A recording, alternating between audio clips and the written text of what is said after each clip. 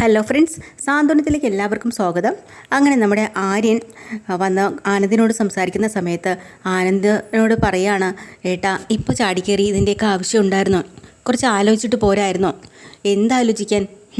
ഇത്രയൊക്കെ അവളെ എന്നോടത്ത് കാട്ടി കൂട്ടിയിട്ട് ഇനി എനിക്കൊന്നും ആലോചിക്കാനില്ല. അവളുമായിട്ട് ഇനി മുന്നോട്ട് പോകുന്ന കാര്യം എനിക്ക് ചിന്തിക്കാൻ പോലും വയ്യ. അതുകൊണ്ടാണ് ഞാൻ ഡിവോഴ്സ് നോട്ടീസ് എത്രയും വേഗം തന്നെ അയച്ചത്. എന്നാലും ഏട്ടാ, അപ്പോഴാണ് ദേവിയുടെ കോള് വരുന്നത് കേട്ടോ. ദേവി വെപ്രാളം കൊണ്ട് ആനന്ദിനെ വിളിക്കുകയാണ്. ആനന്ദ് ആ കോള് കാണുമ്പം കണ്ടോ, വിളിക്കുന്നുണ്ടോ? ഡിവോഴ്സ് നോട്ടീസ് അവിടെ എത്തി. അതുകൊണ്ടാണ് അവളുടെ ഈ വിളി എത്രയും. ഏട്ടാ, ആ ഫോണൊന്ന് എടുക്കുക. എന്തിനാ ഞാൻ ഫോൺ എടുക്കുന്നത്? അവളുടെ കോള് ഞാൻ എടുക്കുകയില്ല. പോരാഞ്ഞേട്ടി ഈ നമ്പർ ഞാനങ്ങ് ബ്ലോക്ക് ചെയ്യുകയും ചെയ്യാം. എന്തിനാ ഏട്ടാ അങ്ങനെ ചെയ്യേണ്ട? എന്തെങ്കിലും ഒന്ന് പറ, സംസാരിക്കുക. എനിക്കൊന്നും സംസാരിക്കാനില്ല ആര്യ. ആകാശം അതിനങ്ങ് സപ്പോർട്ട് ചെയ്യാം കേട്ടോ. ഏട്ടൻ എന്താ വിചാരിക്കണം അതുപോലെ അങ്ങ് നടന്നോട്ടെ എന്ന്. അങ്ങനെ ആര്യന് അതിന് ഒന്നും പറയാൻ പറ്റുന്നില്ല. അത് കഴിഞ്ഞ് നമ്മുടെ ശ്രീകലയും ഉദയഭാനും കൂടെ പോലീസ് സ്റ്റേഷനിലെത്തി CIയോട് കാര്യങ്ങളെല്ലാം സംസാരിച്ചല്ലോ. അന്നേരം അവർ പറയാണ് പുറത്ത് പരാതി എഴുതി കൊടുക്കാൻ. അങ്ങനെ അവർ പുറത്തേക്ക് വരുന്നുണ്ട് കേട്ടോ. പുറത്തിരിക്കുന്ന ഒരു അശ്വതി മിസ്സാണ് അവിടെ ഇരിക്കുന്നത്. അശ്വതി അവരാണെങ്കിൽ ഭയങ്കര കൈക്കൂലിക്കാരിയാട്ടോ. എന്ത് കാര്യത്തിനും കൈക്കൂലി വാങ്ങുന്നൊരു ആളാണ്. അതുകൊണ്ട് തന്നെ അവരുടെ മുന്നിലേക്കാണ് ഇവരങ്ങോട്ട് ചെന്ന് പെട്ടിരിക്കുന്നത്. അപ്പോൾ കാര്യം എന്താണെന്ന് ചോദിക്കുകയാണ്. അപ്പോൾ ശ്രീകല പറയാണ്, സാറേ നമ്മുടെ മോളെ രക്ഷിക്കണം. അവളാകെ വല്ലാത്തൊരവസ്ഥയിൽ പെട്ടിരിക്കുകയാണ്. പിന്നെ അവളെ കല്യാണം കഴിച്ച് വിട്ടെടുത്ത് അവരാണെങ്കിൽ അവളെ ഒത്തിരി ഉപദ്രവിക്കുകയും തല്ലിക്കുകയും ഒക്കെ ചെയ്യുന്നുണ്ട്. CI സാറിനെ കണ്ട് കാര്യങ്ങളെല്ലാം നമ്മൾ പറഞ്ഞതാ. അശ്വതി സാറിനെ കണ്ടിട്ട് വിശദമായിട്ട് പരാതി എഴുതി തരാൻ പറഞ്ഞു. ഓ, ഗാർഹിക പീഡന കേസാണല്ലേ? അതെ, ഗാർഹിക പീഡന കേസാണ്. ആർക്കെതിരെയാണ് നിങ്ങൾക്ക് പരാതി പറയേണ്ടത്? ഭർത്താവിനെതിരെയാണോ അതോ അമ്മായി അമ്മയ്ക്കെതിരെയാണോ അതോ അമ്മായി അപ്പനെതിരെയാണോ? എല്ലാവർക്കും എല്ലാവരും കൂടെ ചേർന്ന് എൻ്റെ മോളെ ഇങ്ങനെ ആക്കിയത്. അപ്പം ഉദയഭാനം ഒന്നും മിണ്ടുന്നില്ല കേട്ടോ. ഉദയഭാനം നല്ല ടെൻഷനുണ്ട്. എന്താ ഉദയേട്ടാ, നമ്മളെ മോൾ അനുഭവിച്ചതൊക്കെ പറഞ്ഞു കൊടുക്ക്. അയ്യോ സാറേ, ഞങ്ങളുടെ മോൾക്ക് അവിടെ ഒരിക്കലും ഒരു സ്വസ്ഥത കിട്ടിയിട്ടില്ല. ഭർത്താവ് എന്ന് പറഞ്ഞാൽ ആനന്ദ് ഏതൊക്കെ രീതിയിൽ അവളെ ഉപദ്രവിച്ചതെന്നറിയോ? പറയാൻ പോലും പറ്റത്തില്ല. പിന്നെ അതിനേക്കാളും കഷ്ടമാണ് അവിടെ അമ്മ ഗോമതി. അവരുടെ ദുഷ്ടത്യ.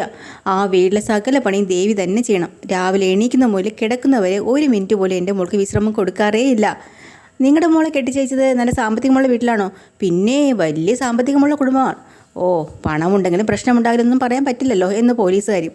അതുമാത്രമല്ല, ആ വീട്ടിൽ വേറെയും മരുമക്കളുണ്ട്. മിത്രയുണ്ട്, മീനാക്ഷിയുണ്ട്. അതിലെ ഒരു മരുമകളാണെങ്കിൽ സർക്കാർ ഉദ്യോഗസ്ഥയാണ്. അത് ശരി. അവരെ കൊണ്ടൊന്നും ഗോമതി ഒരു ജോലിയും ചെയ്യിക്കത്തില്ല.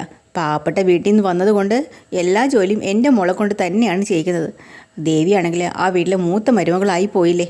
അപ്പോൾ ഉടനെ സ്ത്രീകൾ പറയാം, മൂത്ത മരുമകളാണെന്നും പറഞ്ഞുകൊണ്ട് ഇങ്ങനെ ജോലി ചെയ്യിപ്പിക്കാൻ പാടുണ്ടോ? സമയത്തിന് ഭക്ഷണം പോലും കൊടുക്കത്തില്ല. ചെറിയ കാര്യത്തിന് പോലും എൻ്റെ മോൾ അടിക്കുകയും ഉപദ്രവിക്കുകയും ഒക്കെ ചെയ്യും. ആരാ ഉപദ്രവിക്കുന്നത്? ഗോമതി അടിക്കും, അവിടെ കെട്ടിയവനും അടിക്കും, ബാക്കിയുള്ളവരെല്ലാവരും കൂട്ടിച്ചേർന്ന് ഇവരോടൊപ്പം നിൽക്കും. അത് മാത്രമല്ല സാറേ, അവർക്കൊരു കടയുണ്ട്, ഗോമതി സ്റ്റോർ.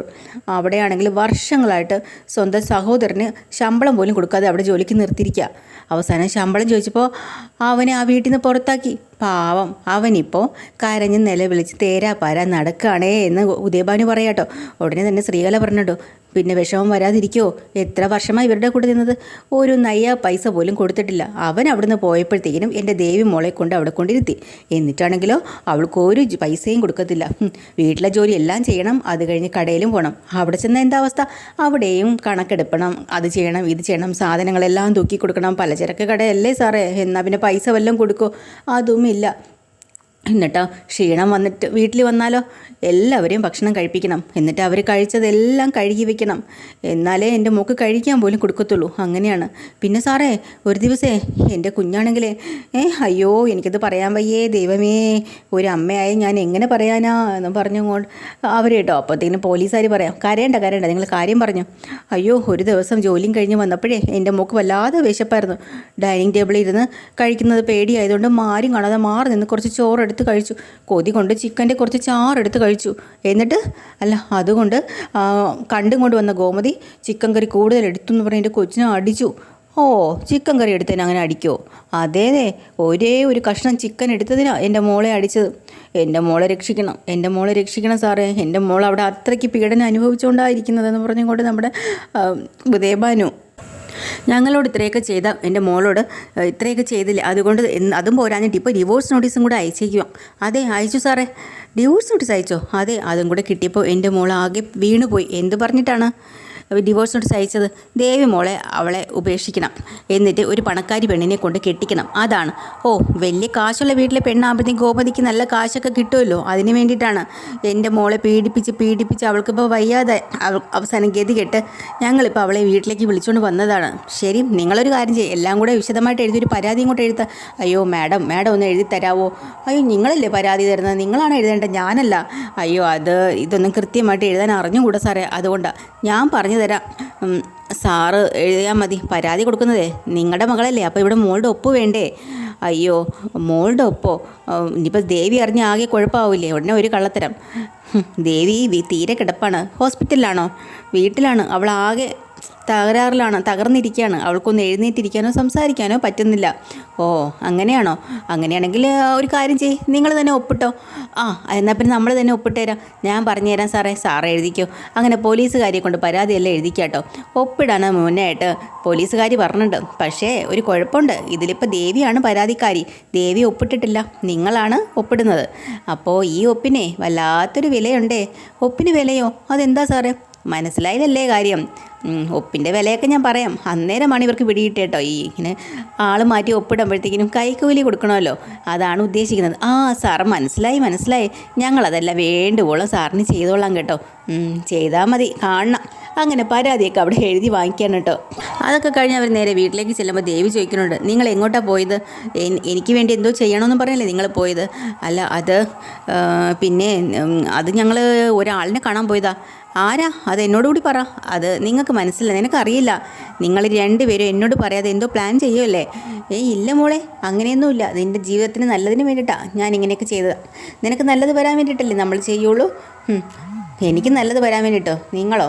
മതി, ഇതോടെ നിർത്തിക്കോ. അത് എന്താ നിങ്ങളൊക്കെ ചെയ്യുന്നത്? എന്താണെങ്കിലും നിങ്ങൾക്ക് എന്നോട് തുറന്ന് പറഞ്ഞുകൂടെ? തൽക്കാലം അമ്മ പറയുന്നത് കേട്ട് മോള് അടങ്ങി ഒതുങ്ങി നിൽക്ക്. പറ്റില്ല. നിങ്ങൾ പറയുന്ന കള്ളത്തരങ്ങളെല്ലാം ഞാൻ കേട്ട് ഇത്രത്തോളം ആയി. ഇനി നിങ്ങൾ എന്നെ അടക്കിയിരിക്കണമെന്നും പറയണ്ട, ഞാൻ ഇരിക്കത്തില്ല. സത്യം പറയണം, നിങ്ങൾ രണ്ടിൻ്റെയും മനസ്സിലിരിപ്പൊക്കെ ഞാൻ മനസ്സിലാക്കി എടുക്കുന്നുണ്ട്. പക്ഷേ ഒരൊറ്റ കാര്യം മനസ്സിലാക്കിയോ, ഇനി നിങ്ങളുടെ താളത്തിനൊത്ത് തുള്ളാൻ വേണ്ടിയിട്ട് ഈ ദേവിയെ കിട്ടത്തില്ല. നീ എന്തിനാ ഇങ്ങനെ കിടന്ന് ബഹളം വെക്കുന്നതെന്ന് സ്ത്രീകല. നമ്മൾ പറയുന്നത് നീ മനസ്സമാധാനത്ത് കേൾക്കുക. പക്ഷേ നിങ്ങൾ എവിടെയാണ് പോയത് അത് പറ, എന്നിട്ട് ഞാൻ മനസ്സമാധാനത്തോടെ ഇരുന്ന് കേൾക്കാം. മോളെ, നിനക്കിപ്പോൾ എന്താ വേണ്ടത്? ആനന്ദിൻ്റെ അടുത്ത് നിനക്ക് തിരിച്ചെത്തണം. അതിന് വേണ്ടിയിട്ടാണ് ഞങ്ങളിപ്പോൾ ശ്രമിച്ചുകൊണ്ടിരിക്കുന്നത്. എന്തൊക്കെയാണ് പറഞ്ഞത്? എനിക്ക് എൻ്റെ ആനന്ദേട്ടനെ ഒന്ന് കാണണം. കാണാം, നീ ഒന്ന് സമാധാനപ്പെട്. എല്ലാത്തിനും വഴിയുണ്ടാവും. എല്ലാം സന്തോഷത്തോടെ അവസാനിക്കും, നീ നോക്കിക്കോ. എങ്ങനെ അവസാനിക്കുന്ന അമ്മ പറയണത് എനിക്കറിയണം. നിങ്ങൾ എന്ത് ചെയ്യാനാണ് പോയെന്ന് പറയണം. എന്നിട്ടാണെങ്കിൽ ഉദയഭാനു പേടിച്ചിരിക്കട്ടോ. ഉദയഭാനെ കണ്ണ് കാണിക്കാനാണ് സികല പറയുന്നത്. പഴയതുപോലെ എന്നെ കൊണ്ട് കള്ളം പറയിപ്പിക്കാനാണെങ്കിലേ എൻ്റെ ജീവൻ പോയാലും ഞാൻ ഇനി കള്ളത്തിനൊന്നും പറയില്ല, നോക്കിക്കോ. അങ്ങനെയൊക്കെ പറയും. അവസാനം നമ്മുടെ വീണ്ടും ശ്രീകലയാണെങ്കിൽ നമ്മുടെ ദേവീനെ അനിയത്തിയുടെ പേരും പറഞ്ഞിട്ട് അങ്ങ് ബ്രെയിൻ വാഷ് ചെയ്യാട്ടോ. അവർക്കും കൂടെ ഒരു ഭാവിയുണ്ട്. അവളെ കല്യാണം നടക്കില്ല, നീ കാരണം നിൻ്റെ അനിയത്തിയെ കെട്ടാൻ ആളില്ലാതെ ഇവിടെ നിന്ന് പോകരുതെന്നൊക്കെ പറയണം. അതോടെ ദേവി വീണ്ടും അങ്ങ് തളർന്നു പോകാട്ടോ. അമ്മ പറയണത് എന്താണെന്ന് വെച്ചാൽ അതുപോലെ അനുസരിക്കാമെന്ന് ദേവി വിചാരിക്കുകയാണ്. അത് കഴിഞ്ഞ് നമ്മുടെ ഗോമതി സ്റ്റോറിലാണെങ്കിലും അപ്പോൾ അതുപോലെ തന്നെ അനിമോളുണ്ട്, മിത്രയുണ്ട്, സംസാരിച്ചുകൊണ്ടിരിക്കുകയാണ് ദേവിയടുത്തെക്കുറിച്ചാണ്. കാരണം ഇത്ര പെട്ടെന്ന് ആനന്ദേട്ടൻ എന്തിനാണ് ഈ ഡിവോഴ്സ് നോട്ടീസ് അയച്ചത് അങ്ങനെ പറഞ്ഞിരിക്കുമ്പോഴാണ് ഗോമതി അങ്ങോട്ട് വരുന്നിട്ട് ഇവർക്കുള്ള ചായയും കൊണ്ട്. അപ്പോൾ അവർ ചോദിക്കുന്നുണ്ട്, എന്താ നിങ്ങൾ സംസാരിക്കണേന്ന്, എന്തെങ്കിലും പറയാനുണ്ടോ എന്നോട്? അപ്പം മിത്ര പറയാ, അതെ അപ്പച്ചി, ഈ ഡിവോഴ്സ് നോട്ടീസിൻ്റെ കാര്യം തന്നെ നമുക്ക് പറയാനുള്ളത്. എന്തിനായിരുന്നു അപ്പച്ചി ഇത്ര വേഗം? അപ്പച്ചിക്ക് ദേവിയടുത്തെ മറക്കാൻ പറ്റുമോ? അത്ര പെട്ടെന്ന് നമുക്ക് ഇവിടെ നിന്ന് ഒഴിവാക്കാൻ പറ്റുമോ ദേവിയടുത്തെ? അപ്പോഴാണ് നമ്മുടെ ഗോമതി പറഞ്ഞത്, ഇല്ല, എനിക്കങ്ങനെ അവളെ മറക്കാനും പൊറുക്കാനും ഒഴിവാക്കാനും ഒന്നും പറ്റത്തില്ല. അവളെ എനിക്ക് വലിയ സ്നേഹമാണ്. പിന്നെ അവൾ ഈ കാണിച്ചതൊക്കെ തെറ്റാണെന്ന് എനിക്കറിയാം. എന്നാലും അവൾ ഈ വീട്ടിലെ മരുമകളായിട്ടല്ല ഞാൻ കണ്ടിട്ടുള്ളത്, മകളായിട്ട് തന്നെയാണ്. പക്ഷേ എന്ത് ചെയ്യാൻ പറ്റും? ഇങ്ങനെയൊക്കെ ആയിപ്പോയില്ലേ. നിങ്ങൾ ഇപ്പം തന്നെ ഇവിടെ നിങ്ങളൊക്കെ അവളുമായിട്ട് സംസാരിക്കണമെന്നുണ്ടെന്ന് എനിക്ക് മനസ്സിലാവുന്നുണ്ട്. ഇവിടെ മീനാക്ഷി കൂട്ടുകാരിയാണ്, ഓഫീസിൽ നിന്നാണ് ഫോൺ വരുന്നത് എന്നൊക്കെ എന്നോട് കള്ളം പറയുന്നുണ്ടെങ്കിലും ശരിക്കും പറഞ്ഞാൽ അവൾ ദേവിയാണ് വിളിച്ച് സംസാരിക്കുന്നതൊക്കെ എനിക്കറിയാം. എന്നാലും ഞാൻ വിചാരിക്കണമെന്ന് വെച്ചാൽ എങ്ങനെയെങ്കിലുമൊക്കെ അവളുടെ ദേവിക്ക് അങ്ങനെ ഒരു മനസ്സമാധാനം കിട്ടുന്നെങ്കിൽ കിട്ടിക്കോട്ടെ എന്ന് ഞാനും വിചാരിച്ചു, അത്രയേ ഉള്ളൂ. അല്ല അത് പിന്നെ അപ്പച്ചി ഒരു കാര്യം ഞാൻ പറയട്ടെ, എങ്ങനെയെങ്കിലും ആനന്ദേട്ടനോട് സംസാരിക്കണം. കുറച്ച് ദിവസം നീട്ടി വെക്കാനേ ഈ ഒരു ഡിവോഴ്സ് നോട്ടീസ് അത്രയും മതി. അതിനിടയ്ക്ക് വെച്ച് ഇവിടെ മനസ്സ് മാറുമല്ലോ. ഞാനെന്ന് ആനന്ദിനോട് സംസാരിക്കാം, അല്ലാതെ എന്ത് ചെയ്യാനാ? അത് ശരിയാണ്, നോക്കട്ടെ. പക്ഷേ ആനന്ദിൻ്റെ ജീവിതമല്ലേ, എന്ത് ചെയ്യാൻ പറ്റും?